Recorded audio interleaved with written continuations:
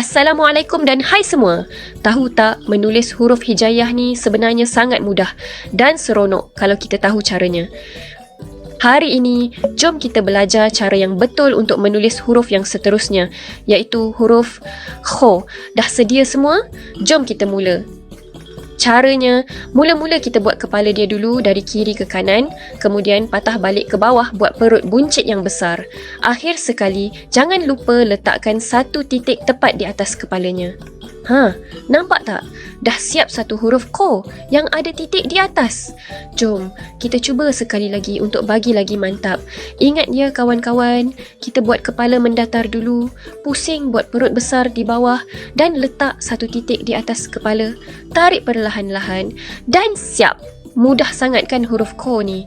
Jadi, jangan lupa ambil kertas dan pensel untuk praktis banyak-banyak di rumah tau. Kalau korang rasa video ni bermanfaat, jangan lupa tekan butang like, share dan subscribe channel Pai TV.